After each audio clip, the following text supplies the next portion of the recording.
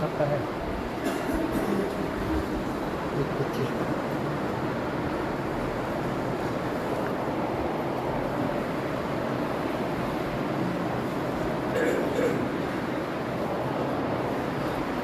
إن الحمد لله نحمده ونستعينه ونستغفره ونعوذ بالله من شرور أنفسنا ومن سيئات أعمالنا من يهد الله فلا مضل له ومن يضلل فلا هادي له وأشهد أن لا إله إلا الله وحده لا شريك له وأشهد أن محمدا عبده ورسوله أما بعد فإن خير الحديث كتاب الله وخير الهدي هدي محمد صلى الله عليه وسلم وشر الأمور محدثاتها وكل محدثة بدعة وكل بدعة ضلالة وكل ضلالة في النار أعوذ بالله السميع العليم من الشيطان الرجيم بسم الله الرحمن الرحيم يا أيها الذين آمنوا اتقوا الله حق تقاته ولا تموتن إلا وأنتم مسلمون يا أيها الناس اتقوا ربكم الذي خلقكم من نفس واحدة وخلق منها زوجها وبث منهما رجالا كثيرا ونساء واتقوا الله الذي تساءلون به والأرحام إن الله كان عليكم رقيبا يا أيها الذين آمنوا اتقوا الله وقولوا قولا سديدا يصلح لكم أعمالكم ويغفر لكم ذنوبكم ومن يطع الله ورسوله فقد فاز فوزا عظيما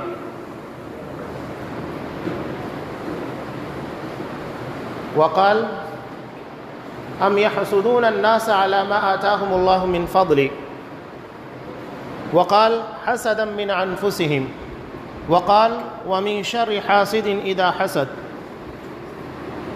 وعن أبي هريرة رضي الله تعالى عنه قال قال رسول الله صلى الله عليه وسلم لا يجتمعان في قلب مؤمن الإيمان والحسد رواه النسائي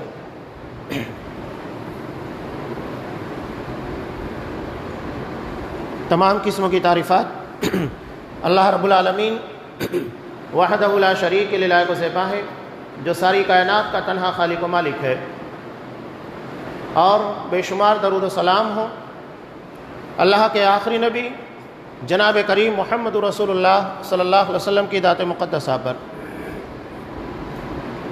محترم سامعین، عزیز ماں اور بہنوں،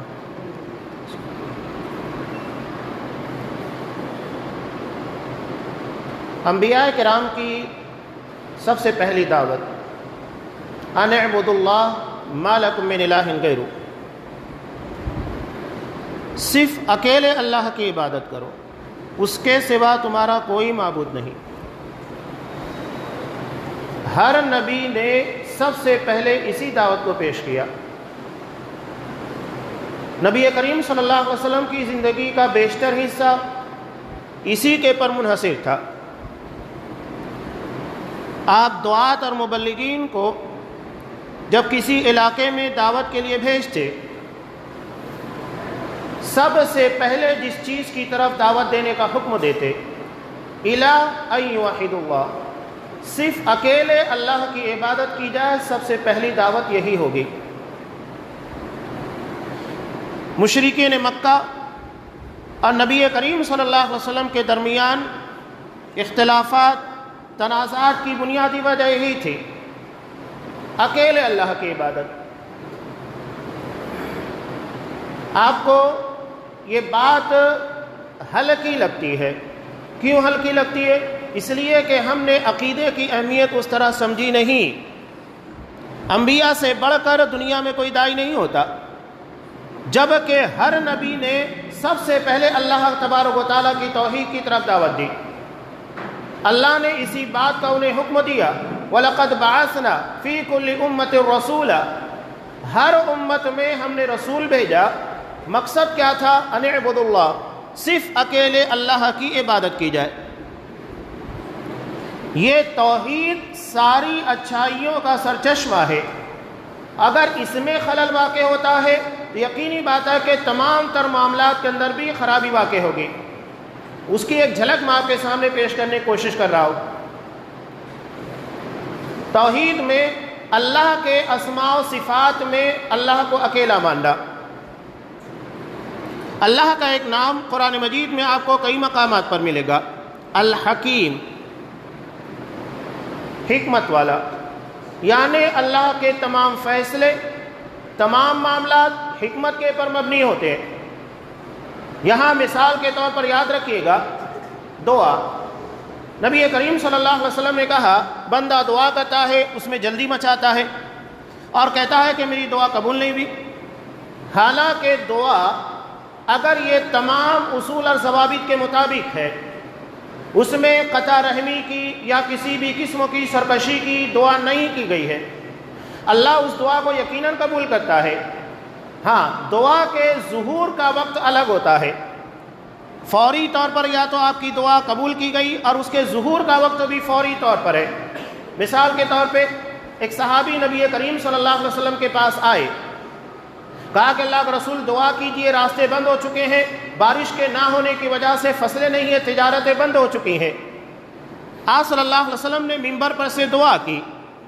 نماز جمعہ ادا کرنے کے بعد ڈھال کی طرح ایک ابر، ایک سایہ مدینہ کے پر آیا اور پورے مدینہ کے پر پھیل گیا، اور صحابہ بارش میں بھیگتے ہوئے اپنے گھروں کی طرف لوٹے۔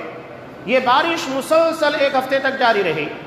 وہی صحابی آئے دوسرے ہفتے، اللہ کے رسول سے درخواست کی کہ دعا کیجیے کہ بارش بند ہو جائے، بہت زیادہ پانی ہو چکا ہے۔ آپ صلی اللہ علیہ وسلم نے دعا کی، مدینہ کھل گیا، اطراف کے ٹیلوں کے پر، پہاڑوں کے پر بارش ہونے لگی۔ دعا مانگی، فوری طور کے پر اس کا ظہور ہو گیا، جو دعا تھی اسی شکل کے اندر قبول ہو گئی۔ ایسی بہت ساری مثالیں ہیں۔ حدیث گار ہمارے سامنے، بنی اسرائیل کے 3 شخص جب بارش سے پناہ لیتے ہوئے ایک غار میں پھنس گئے، تینوں نے اپنے اپنے نیک عمل کا وسیلہ لگا کر اللہ سے دعا مانگی، اللہ نے دعا قبول کی اور ظہور بھی اسی وقت ہوا، یعنی مصیبت سے اسی وقت نجات مل گئی، وہ چٹان ہٹ گئی، وہ باہر نکل گئے۔ تو دعا کے قبول ہونے کے بعد ظہور، یعنی اس کا اثر جو ہونا چاہیے وہ فوری طور پر ہو جاتا ہے۔ کبھی کبھی دعا قبول ہوتی ہے لیکن ظہور کا وقت بہت زیادہ ہوتا ہے۔ حضرت ابراہیم علیہ السلام نے کعبۃ اللہ کی تعمیر کی۔ کعبۃ اللہ تعمیر ہونے کے بعد اللہ سے دعا مانگی، ربنا وابعث فیہم رسولا، اللہ ان لوگوں میں انہی کے درمیان سے ایک رسول کو مبعوث کرنا، یتلو علیہم آیاتی، جو تیری آیات کی تلاوت کرے، ویعلمہم الکتاب والحکمہ، کتاب اور حکمت کی تعلیم دے، ویزکیہم، اور ان کے نفس کا تزکیہ کرے۔ دعا مانگی لیکن دعا اپنی جگہ پر قبول ہو گئی۔ ظہور کا وقت کب تھا؟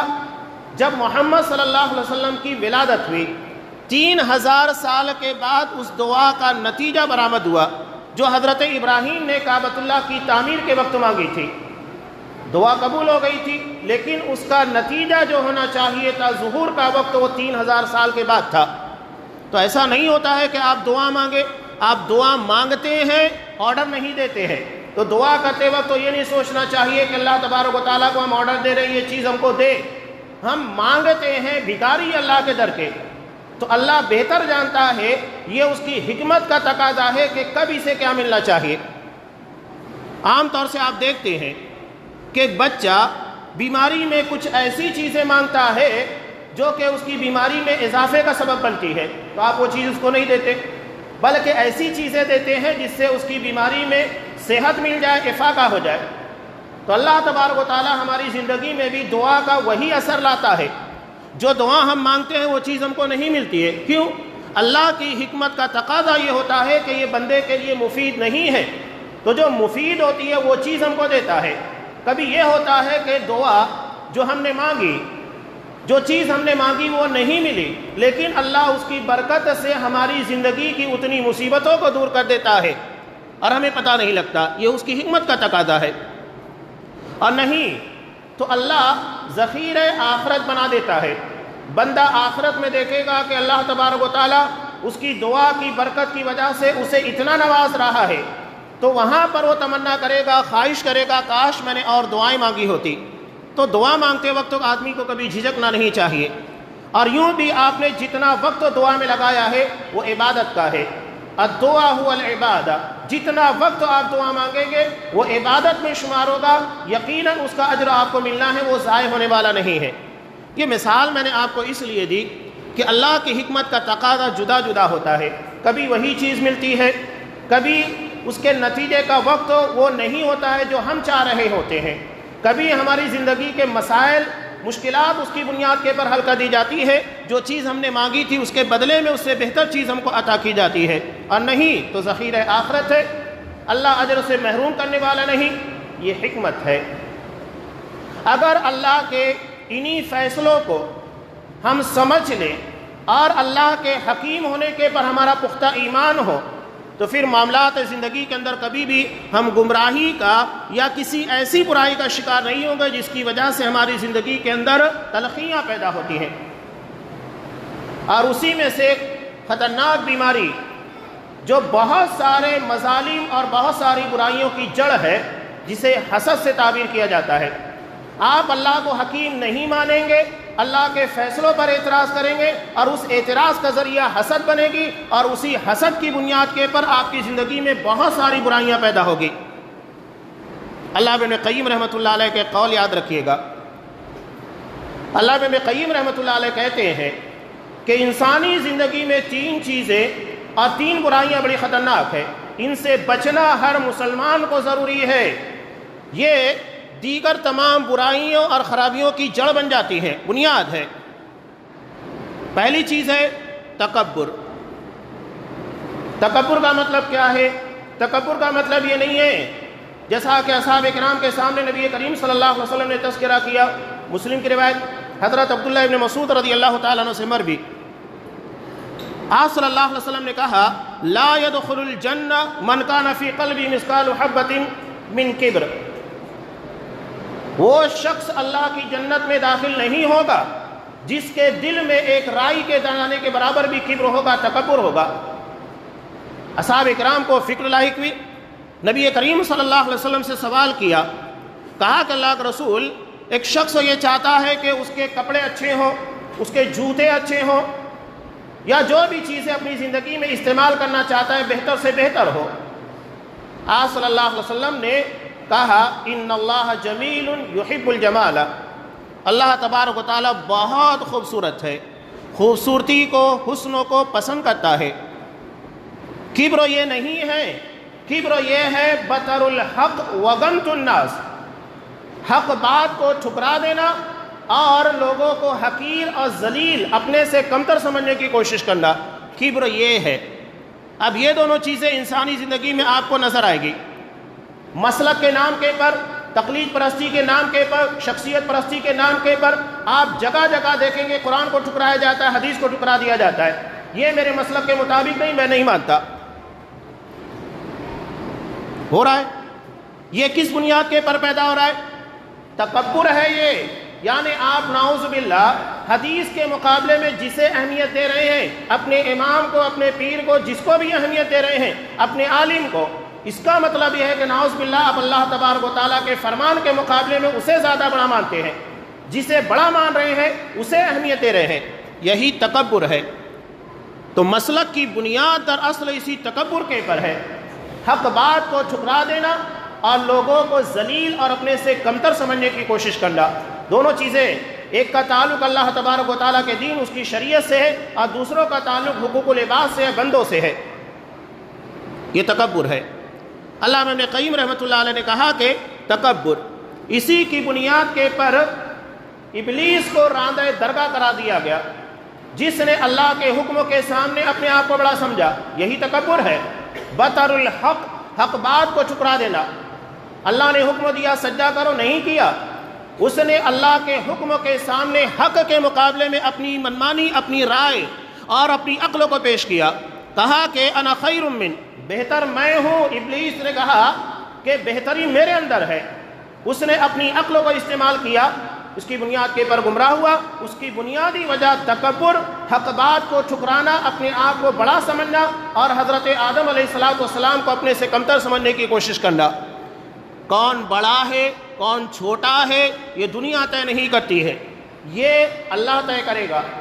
دنیا میں بہت سارے لوگوں کو ذلیل اور کمتر سمجھا جاتا ہے، لیکن ہو سکتا ہے کہ وہ اللہ کی نگاہ میں سب سے بہتر ہو۔ اللہ نے صرف ایک معیار رکھا ہے اس کے یہاں پر بلندی کا، تفوق کا، اور وہ ہے ان اکرمکم عند اللہ اتقاکم، اللہ کے نزدیک تم لوگوں میں سب سے زیادہ باعزت وہی ہے، لائق تکریم، جو جتنا زیادہ متقی ہوگا، جتنا زیادہ گناہوں سے بچنے والا ہوگا، جتنا بڑا متقی ہوگا اتنا بڑا اللہ تبارک و تعالیٰ کے ہاں مقام ملے گا۔ اور یہ بات تو بالکل آسان ہے، انسان جتنے بڑے گناہ سے بچے گا اتنا بڑا متقی ہوگا۔ اور دنیا میں سب سے بڑا گناہ شرک ہے، یعنی شرک سے بچنے والے سب سے بڑے متقی، اس کے بعد دیگر گناہوں سے بچنے کے بعد اور بڑے متقی بنتے۔ لیکن یہ بنیاد ہے، اگر کوئی شرک سے نہیں بچتا، پوری زندگی تہجد پاتا رہے، پوری زندگی نماز با جماعت تکبیر اولیٰ کے ساتھ ادا کرے، ساری سنت مؤکدہ نفل نمازوں کا اہتمام کرے، صدقہ و خیرات جتنی بھلائیاں ہیں ساری بھلائیوں کو انجام دے، لیکن وہ متقی نہیں ہے، اس لیے کہ سب سے بڑے گناہ کو اس نے نہیں چھوڑا، تو متقی کہاں سے بنے گا؟ سب سے بڑا متقی وہی ہے جس نے شرک کو چھوڑ دیا ہے، سب سے بڑے گناہ کو چھوڑا، اس کے بعد دیگر گناہوں کو۔ اللہ نے ایک معیار یہی رکھا ہے۔ علامہ ابن قیم رحمۃ اللہ علیہ کہتے ہیں دوسری چیز ہے لالچ۔ اس کی بنیاد پر حضرت آدم علیہ السلام جنت سے نکال دیے گئے، اللہ نے منع کیا تھا کہ اس درختوں کے پھل کو استعمال نہیں کرنا۔ لالچ، اور یہ لالچ کس بنیاد کے پر پیدا ہوئی؟ ابلیس کے بہکانے، گمراہ کرنے کی بنیاد پر لالچ پیدا ہوئی، اس درختوں کے پھل کو استعمال کیا، نتیجہ یہ ہوا کہ جنت کے باہر کر دیے گئے۔ تو جو لالچ ہمارے باپ حضرت آدم علیہ السلام کو جنت کے باہر کر سکتی ہے تو ہمیں جنت میں کیسے لے جا سکتی ہے؟ یعنی لالچ کی بنیاد پر جنت سے خروج ہے، جنت میں داخلہ نہیں ہے، باہر نکال دیے جاؤ گے۔ ظلم کی بنیادی وجہ لالچ ہوتی ہے۔ آپ کے اندر لالچ پیدا ہو گئی، مال زیادہ چاہیے، تو پھر آپ اپنے بھائی پر ظلم کریں گے، بہنوں پر ظلم کریں گے، رشتہ داروں پر ظلم کریں گے، لالچ پیدا ہو چکی ہے۔ آپ اپنے حق سے زیادہ وصول کرنے کی کوشش کر رہے ہیں، بنیادی وجہ لالچ ہے، اس کی وجہ سے آپ کیا کریں گے؟ ظلم کریں گے، زیادتیاں کریں گے۔ اسی لیے نبی کریم صلی اللہ علیہ وسلم نے جو ارشاد فرمایا، مسلم کی روایت کتاب المظالم، آپ صلی اللہ علیہ وسلم نے کہا اتقوا الظلم فإن الظلم ظلمات یوم القیامہ، ظلم سے اپنے آپ کو بچاؤ، اس لیے کہ یہ قیامت کے دن کی تاریکیاں بن جائے گا۔ سوال یہ پیدا ہوتا ہے کہ ظلم آدمی کرتا کیوں ہے؟ آپ صلی اللہ علیہ وسلم نے کہا واتقوا الشح فإن الشح أهلك من كان قبلكم، لالچ، اپنے حق سے زیادہ وصول کرنے کی خواہش، اس سے اپنے آپ کو روکنے کی کوشش کرو، اس لیے کہ یہی چیز تم سے پہلے کے لوگوں کی تباہی اور بربادی کا ذریعہ بن گئی کہ انہوں نے اپنے حق سے زیادہ وصول کرنے کی کوشش کی، جتنا حق ان کا نکلنا چاہیے تھا اس سے زیادہ لینے کی کوشش کی، نتیجہ یہ ہوا کہ انہوں نے ظلم کیا، زیادتی کی۔ اور آج ایک اہم بات، لوگ یہ سوچتے ہیں ملک شام یہ پوری دنیا کی طاقتوں کے ظلم کا مرکز کیوں بنا ہے؟ آج آپ دیکھیے روس جیسی سپر پاور وہاں پر، امریکہ جیسی سپر پاور وہاں پر، ایران جیسے ظالم وہاں پر موجود ہیں، اور دنیا کی بڑی بڑی طاقتیں، یورپ کا یہ، فرانس کا یہ، وہاں موجود ہیں۔ ہر کوئی شراکت داری رکھے ہوئے وہاں کے مسلمانوں کے پر ظلم کرنے کے لیے۔ کیوں؟ بنیادی وجہ لالچ ہے۔ چاہے آپ افغانستان کی بات کہیے، عراق کی بات کہیے، کسی بھی ملکوں کی، اللہ نے وہاں کے لوگوں کو وہاں کی زمینوں میں جو دولت چھپا کر رکھی ہے، وہ چاہتے ہیں ظلم کر کے، لالچ کی بنیاد کے پر اس دولت کے جو اصل مالک ہے ان لوگوں کو محروم کر کے اپنے لیے، اپنے آپ کو اس کا مالک بنانا چاہتے ہیں۔ ظلم ہے، اور اسی کی بنیاد کے پر کیا نہیں ہو رہا ہے، دنیا دیکھ رہی ہے، جانوں کا اتلاف ہو رہا ہے، ہلاکتیں ہیں، بربادیاں ہیں، سب پتہ ہے۔ بنیادی وجہ ظلم، اور ظلم کی بنیادی وجہ لالچ، اپنے سے زیادہ وصول کرنے کا۔ یہ عالمی سطح کے پر مسئلہ بنا ہوا ہے۔ بتائیے کہ لالچ کی بنیاد کے پر آج لاکھوں نہیں بلکہ کروڑوں انسانوں کو مار دیا گیا ہے، اور یہ سلسلہ جاری ہے۔ چاہے فلسطین کی بات کہیے، کسی بھی جگہ لالچ بنیادی وجہ بنتی ہے۔ تیسری بات انہوں نے کہی حسد، جس کے پر میں کچھ باتیں آپ کے سامنے رکھنے جا رہا ہوں۔ حسد، اس کا مطلب کیا ہوتا ہے؟ حسد کا مطلب یہ ہے کہ اللہ نے اگر کسی کو نعمت سے نوازا ہے، چاہے وہ علم کی ہو، دولت کی ہو، عزت ہو، شہرت ہو، حسن و جمال ہو، جو بھی نعمت اللہ نے اس کو عطا کی ہے، اس کے چھن جانے کی تمنا کرنا، زوال نعمت کا تصور اور تمنا یہی حسد کہلاتی ہے۔ دنیا میں سب سے پہلا قتل حسد کی بنیاد پر ہوا۔ سگے بھائی قابیل نے اپنے بھائی حابیل کو قتل کیا تھا حسد کی بنیاد پر۔ جو چیز اسے مل رہی ہے اسے نہیں ملنا چاہیے، مجھے ملنا چاہیے۔ حسد کی دو قسمیں ہیں، جس میں سب سے خطرناک یہ ہے کہ بندہ یہ تمنا کرتا ہے وہ نعمت مجھے ملے نہ ملے کوئی مسئلہ نہیں، لیکن جس کے پاس ہے اس کے پاس سے ختم ہو جائے۔ وہ نعمت جس آدمی کے پاس ہے، علم ہے تو علم ختم ہو جائے، دولت ہے دولت ختم ہو جائے، عزت ہے عزت کا خاتمہ کر دیا جائے، وہ مجھے ملے کہ نہ ملے کوئی مسئلہ نہیں ہے۔ یہ سب سے خسیس حرکت ہے۔ اور دوسرا جو بھی غلط ہے کہ وہ نعمت چھین کر میرے پاس آ جائے، یعنی اس کے پاس نہ رہے میرے پاس آ جائے، یہ بھی حسد ہے۔ دو طریقے ہیں، دو قسمیں ہیں حسد کے اندر۔ حسد کے تعلق سے نبی کریم صلی اللہ علیہ وسلم کی حدیث میں نے آپ کے سامنے پیش کی، نسائی کی۔ یہ اتنی جامع روایت ہے، بندہ اگر اس روایت پہ غور کر لے تو کبھی اس گمراہی کا شکار نہیں ہوگا۔ نبی کریم صلی اللہ علیہ وسلم نے کیا ارشاد فرمایا؟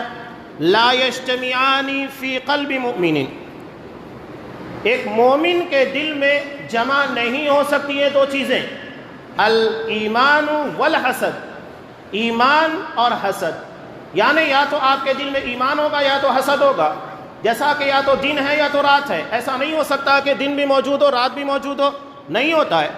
ایسے ہی کسی مومن کے دل میں یا تو ایمان ہوگا یا تو حسد ہوگی۔ اگر حسد آپ کے دل میں داخل ہو گئی ہے، اس کا مطلب ہے کہ ایمان باہر نکل چکا ہے۔ یہ کتنی خطرناک چیز ہے، یہ ہمارے ایمان کے خاتمے کا ذریعہ ہے، ہم غور ہی نہیں کرتے۔ کتنی واضح روایت ایک جملے میں، بلکہ انتہائی شارٹ نبی کریم صلی اللہ علیہ وسلم نے اختصار کے ساتھ کہا، لا یجتمعان فی قلب مؤمن الایمان والحسد، ایک مومن کے دل میں ایمان اور حسد کبھی جمع نہیں ہو سکتے۔ جیسا کہ آپ صلی اللہ علیہ وسلم نے کہا کہ ایک دل میں نفاق اور ایمان جمع نہیں ہو سکتے، یا تو آدمی منافق ہوگا یا تو مومن ہوگا، ایک ہی ہو سکتا ہے۔ بیک وقت تو دونوں چیزیں نہیں ہو سکتی کہ وہ مومن بھی ہو منافق بھی ہو، نہیں ہو سکتا، مومن بھی ہو کافر بھی ہو، نہیں ہو سکتا، دونوں میں سے کوئی ایک چیز پائی جائے گی۔ اگر آپ کے دل میں حسد ہے تو غور کیجئے گا، یہ ہمارے ایمان کو دل کے باہر کر رہی ہے۔ علامہ ابن قیم رحمۃ اللہ علیہ کہتے ہیں تین چیزیں، تکبر، لالچ اور حسد، یہ تین بڑی گمراہیاں۔ اور حسد کی بنیاد کے پر کیا ہوتا ہے آپ کو پتا ہے؟ پتا نہیں ہے۔ یہ سب سے پہلی چیز یہ کہ کسی کی نعمت کے زوال کا، خاتمے کا تصور کرنا، تمنا کرنا۔ اگر آپ کسی کی نعمت کے پر حسد کر رہے ہیں، جل رہے ہیں، دل میں آپ کے خلیش پیدا ہو گئی ہے، اس کا مطلب ہے کہ نعوذ باللہ آپ اللہ تبارک و تعالیٰ کی تقسیم کے پر اعتراض کر رہے ہیں کہ پروردگار تو نے اس کو یہ چیز کیوں عطا کی۔ ایک کم عقل اور انسان کی عقل اللہ تبارک و تعالیٰ کے سامنے کیا حیثیت رکھتی ہے؟ کوئی حیثیت نہیں۔ یہ اعتراض کرے اللہ تبارک و تعالیٰ سے کہ اللہ تو نے اسے علم کیوں عطا کیا، اسے دولت کیوں عطا کی، اسے عزت کیوں عطا کیا، یہ بندہ اعتراض کرے گا اللہ کے سامنے، جس کے بارے میں اللہ سوال کرتا ہے الیس اللہ بأحکم الحاکمین، کیا اللہ سب سے بہتر فیصلہ کرنے والا نہیں؟ اگر اللہ نے ہمیں بدصورت بنایا ہے یہ بھی اس کی حکمت، اللہ نے خوبصورتی عطا کی یہ بھی اس کی حکمت، اللہ نے دولت دی یہ بھی اس کی حکمت، اور اگر ہمیں دولت سے محروم رکھا یہ بھی اس کی حکمت ہے، جاہل بنایا یہ بھی اس کی حکمت، عالم بنایا بھی یہ بھی اس کی حکمت۔ کوئی چیز اللہ کی حکمت کے دائرے کے باہر نہیں ہے۔ اگر آپ اعتراض کر رہے ہیں تو دراصل عقیدہ بگڑا ہوا ہے۔ اسی لیے میں نے کہا کہ ہر نبی کو سب سے پہلے عقیدے کی طرف دعوت دینے کا حکم دیا گیا۔ عقیدہ صحیح ہوگا، اللہ کی ذات کے پر ایمان صحیح ہوگا تو سارے معاملات صحیح ہوں گے۔ لوگ سمجھتے ہیں کہ عقیدہ کوئی معنی نہیں رکھتا۔ آج اتنے بڑے بڑے جاہل پیدا ہو گئے، علماء کو کہتے ہیں اللہ نے جن کو صاحب فن عقیدہ بنایا ہے ہم اسے عقیدہ سکھائیں گے۔ کمال ہے، اس کا مطلب آپ کو عقیدہ نہیں سمجھتا ہے کہ آپ ایک عالم کو عقیدہ سکھائیں گے؟ اور اللہ نے جسے ماسٹر بنایا اس فن کے اندر، آپ اگر کسی ماہر ڈاکٹر کو کہیں گے میں تمہیں آپریشن کرنا سکھاتا ہوں، ایک جاہل کہے گا کہ وہ ڈاکٹر کو آپریشن کرنا سکھائے گا۔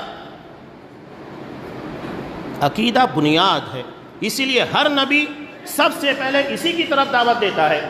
یہ جتنا بہتر ہوگا اتنے بہتر معاملات ہوں گے۔ اصحاب کرام کا عقیدہ سب سے بہتر تھا، یہی وجہ ہے کہ دیکھیے کہ اصحاب کرام کے اندر محبت بہت تھی، گمراہیاں اتنی دور لوگوں سے تھیں، اس لیے کہ عقیدے میں بہت پختہ تھے، ایک دوسرے کے خلاف کچھ سازشی ٹولے کی بنیاد کے پر تلواریں اٹھنے کے بعد بھی ایک دوسرے کا احترام نہیں بھولے، چاہے وہ حضرت علی رضی اللہ تعالیٰ عنہ کہیے، طلحہ کہیے، زبیر کہیے، احترام نہیں بھولے۔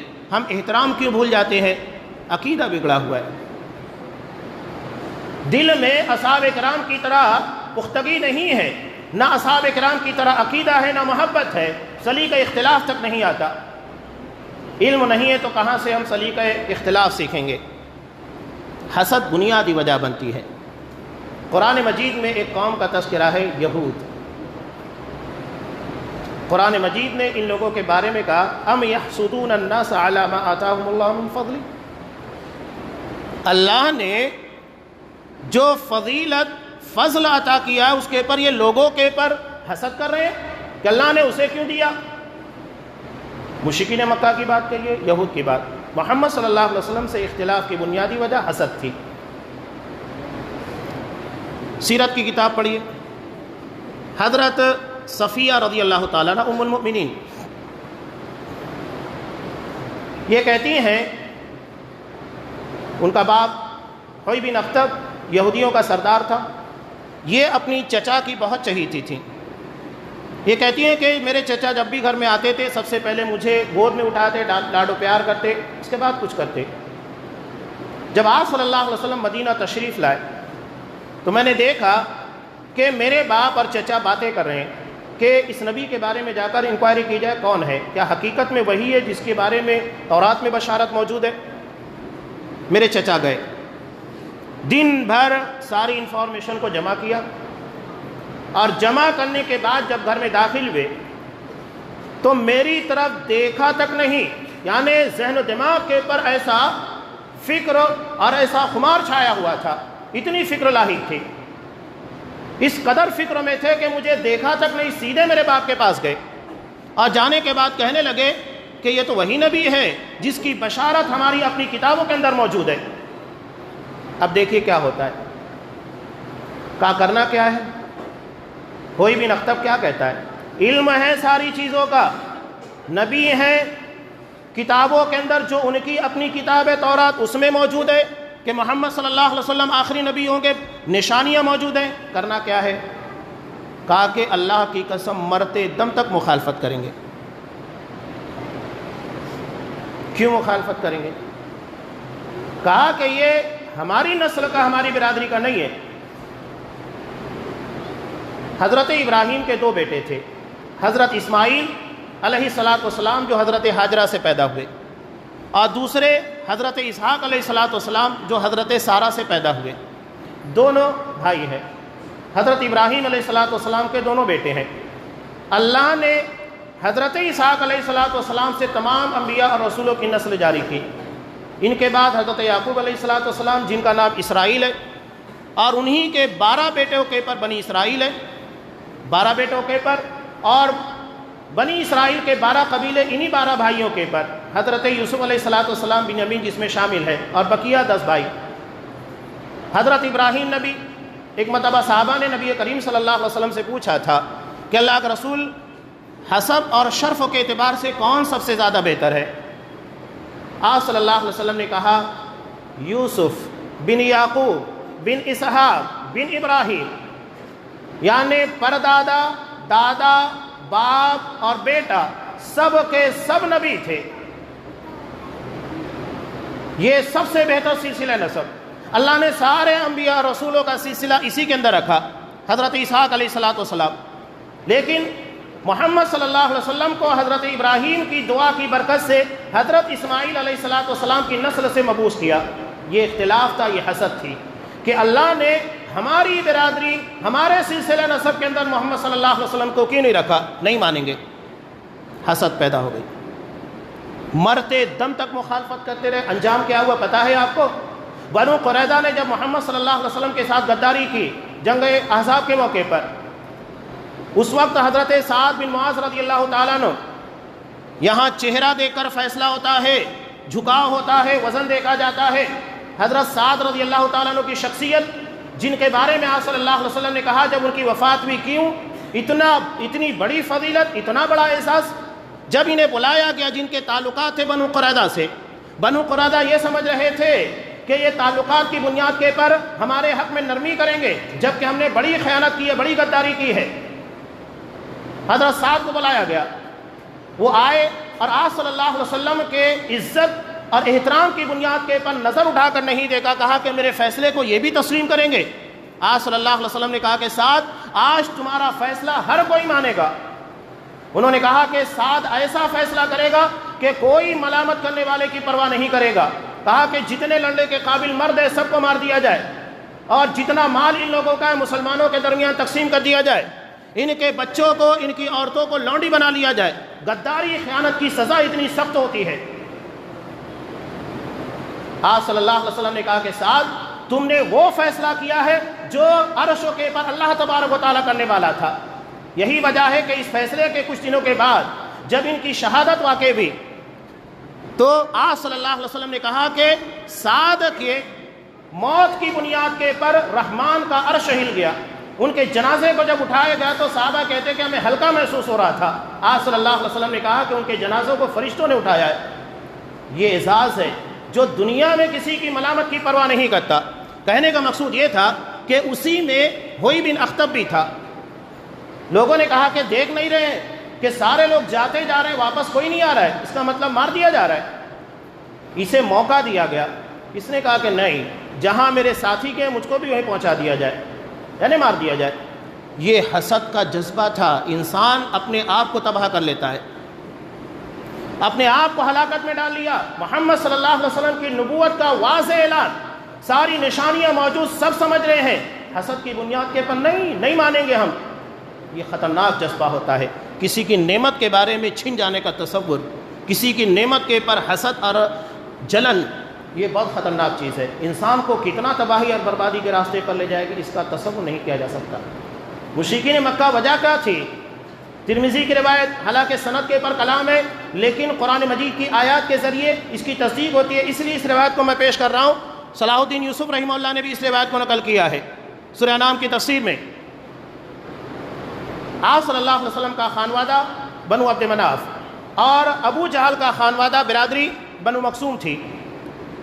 ان دونوں برادریوں میں رسا کشی تھی، ایک دوسرے کے مقابلے میں آگے بڑھ جانے کا جذبہ تھا. تو ابو جہل ایک مرتبہ آپ صلی اللہ علیہ وسلم کو کہنے لگا، کہا کہ بنو عبد مناف نے لوگوں کو کھانا کھلایا، ہم نے بھی کھلایا، انہوں نے لوگوں کی مدد کی، ہم نے بھی کیا، یہاں تک کہ ہم دو برق رفتار انتہائی تیزی سے دوڑنے والے گھوڑوں کی طرح ہو گئے جو بالکل برابری میں متوازی دوڑ رہے تھے.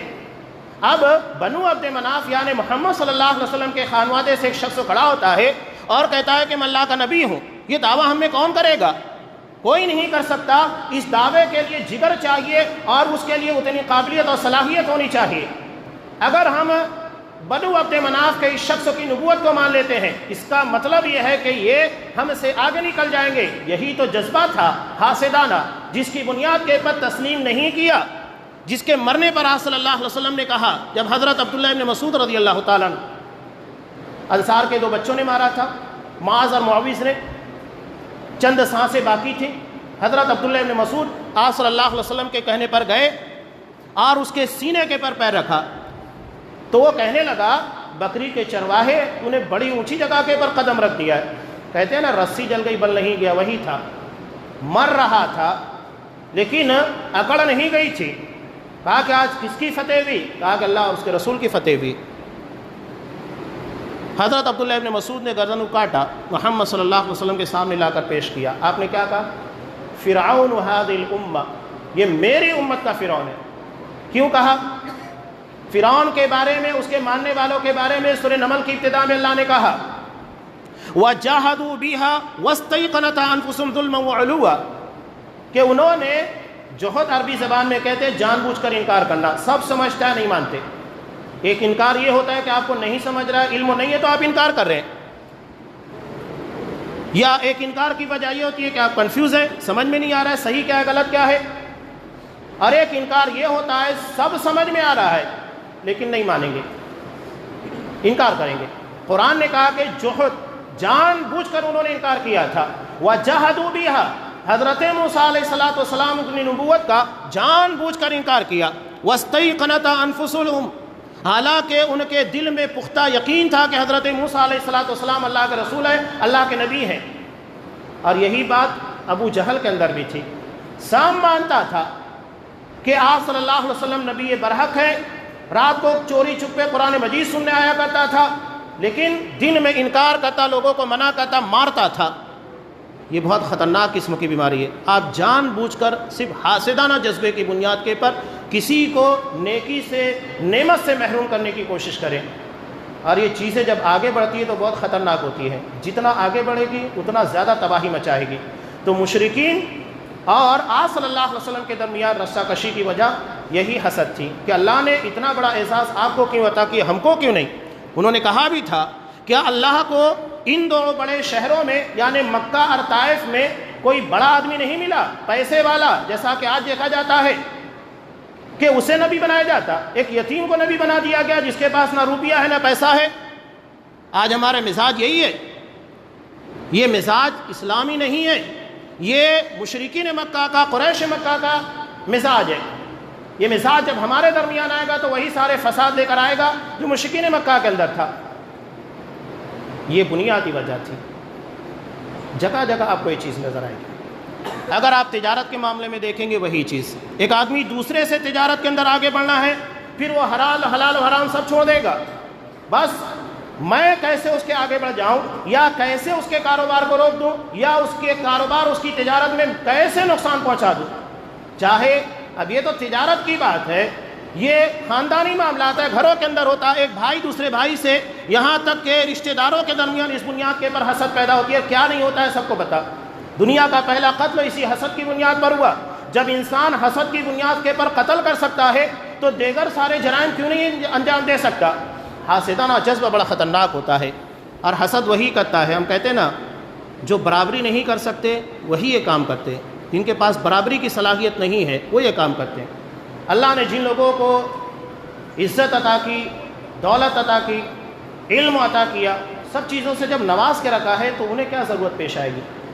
آج جسے اللہ تبارک و تعالی کی تقسیم کے پر خوشی ہے وہ کیوں ان سارے معاملات پر اعتراض کرے گا. یہ باتیں آپ جتنا اس کو پھیلائیں گے اتنا نظر آئے گی. گھریلو معاملات کے اندر، تجارت کے معاملات کے اندر، یا جمعیت کے معاملات کے اندر، جماعت کے معاملات کے اندر، ہر جگہ آپ کو یہ چیز نظر آئے گی. بنیادی وجہ یہی ہے حسد. اللہ نے اس کو اتنا نوازا کیوں؟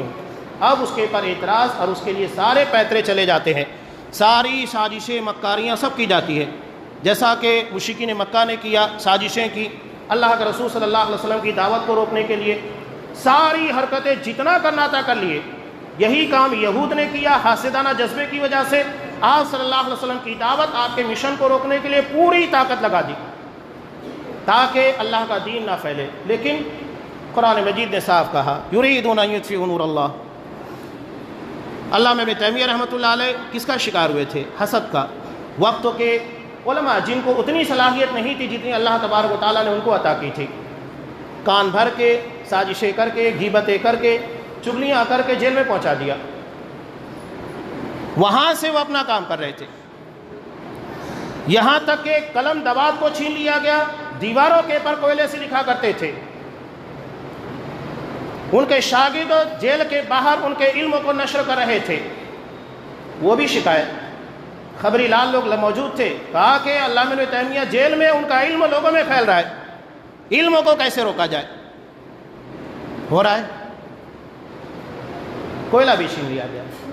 علامہ ابن تیمیہ رحمۃ اللہ علیہ نے اللہ سے دعا مانگی، اللہ اب جب میرے اندر کوئی خیر نہیں بچا ہے، میں لوگوں تک تیرا دین نہیں پہنچا سکتا، تو پھر اس دنیا میں جینے کا فائدہ نہیں. اللہ نے دعا سن لی، اپنے پاس بلا لیا. جس کی قدر لوگوں میں نہیں ہے تو پھر اللہ تبارک و تعالیٰ اپنے پاس بلا لیتا ہے. جنازے میں اتنے لوگ موجود تھے، تاریخ میں چند لوگوں کے جنازے کے بارے میں ایسی مثال ملتی ہے. امام احمد بن حنبل رحمہ اللہ، اس کے بعد علامہ ابن تیمیہ رحمۃ اللہ علیہ، اور قریب میں علامہ احسان الہی رحمۃ اللہ علیہ. لوگوں کو جنازے کے لیے جگہ نہیں مل پا رہی تھی کہ نماز جنازہ پڑھیں کیسے. صفیں درہم برہم ہو رہی تھی پبلک اور لوگوں کے مجمع کی وجہ سے. لوگ کہتے ہیں نا، جن کی آپ کو اگر قدر چاہیے تو اس کے لیے قبر میں جانا پڑے گا۔ آج وہی مزاج لوگوں کا بن چکا ہے، جب تک زندہ ہیں قدر نہیں ہوتی ہے، مرنے کے بعد لوگ لمبے لمبے قصیدے پڑھنا شروع کرتے ہیں، یہ کوئی عزت نہیں ہے۔ تو یہ حاسدانہ جذبہ بہت خطرناک ہے، آپ کو کہاں لے کر جائے گا، کہاں پٹکے گا۔ حالانکہ ایک روایت ابو داؤد کی جو ہے سند کے اعتبار سے کلام ہے، لیکن متن کے اعتبار سے صحیح ہے، اس لیے کہ بہت ساری چیزیں اس کے پر دلالت کرتی ہیں۔ قرآن مجید نے خود کہا وَمِن شَرِّ حَاسِدٍ اِذَا حَسَدَ، جب حاسد حسد کرنے لگ جائے تو اس کے شر سے پناہ طلب کرو۔ اس کا مطلب یہ ہے کہ اس کے حسد کا جذبہ تمہیں نقصان پہنچا سکتا ہے، اس لیے پناہ طلب کرو۔ سورہ فلق صبح و شام پڑھنے کا، ہر نماز کے بعد پڑھنے کا حکم ہے، تو اس میں ایک پناہ طلب کرنے والی چیز یہی ہے وَمِن شَرِّ حَاسِدٍ اِذَا حَسَدَ۔ ایک حاسد جب حسد کرنے لگ جائے تو اس سے پناہ طلب کرو اللہ کی، کہ اللہ اس کے حسد کے شر سے محفوظ رکھے، اس لیے کہ بڑا خطرناک ہوتا ہے۔ وہ کیا کر بیٹھے گا اس کا کوئی بھروسہ نہیں ہے، کہاں کہاں وہ جائے گا اس کا کوئی بھروسہ نہیں۔ اور جو جھیلتے ہیں ان کو تو اور زیادہ محسوس ہوتا ہے کہ حاسدانہ جذبے کی بنیاد کے پر انسان کتنا شریر بن جاتا ہے۔ پناہ طلب کرنے کا حکم ہے وَمِن شَرِّ حَاسِدٍ اِذَا حَسَدَ۔ تو یہ تین چیزیں میں نے بنیادی طور پر علامہ ابن تیمیہ، علامہ ابن قیم رحمۃ اللہ علیہ کے قول سے نقل کی تھی۔ یہ تین خطرناک قسموں کی بیماریاں ہیں، آپ اس سے محفوظ رہیں۔ اللہ تبارک و تعالیٰ مجھے بھی اور تمام مسلمانوں کو اس سے محفوظ رکھے۔ تکبر جو ابلیس کو راندہ درگاہ قرار دیا، اس کے مقام کو چھیننے کا ذریعہ بن گیا۔ لالچ جس کی بنیاد کے پر حضرت آدم کو جنت کے باہر کیا گیا۔ حسد جس کی بنیاد کے پر انسان بڑے بڑے جرائم، بڑے بڑے گناہ کی طرف اپنے قدم بڑھاتا ہے، اور اس سے اللہ کے فیصلوں کے پر اعتراض بھی لازم آتا ہے، یعنی اس کا عقیدہ بھی ڈگمگاتا ہے، عقیدہ بھی بگڑتا ہے۔ اللہ تبارک و تعالی ہمیں ان تمام خرابیوں سے محفوظ رکھے، ہمیں دین کے پر اسی طرح استقامت عطا فرمائے جس طرح انبیاء قائم تھے، جس طرح اصحاب کرام قائم تھے، جب تک ہمیں دنیا میں رکھے اسلام پر رکھے، اور ہمارا خاتمہ ایمان کے پر فرمائے، آمین۔ بارک اللہ لنا ولکم فی القرآن العظیم ونفعني وإياكم بالآیات والذکر الحکیم انہ تعالی جواد کریم ملک رؤوف رحیم۔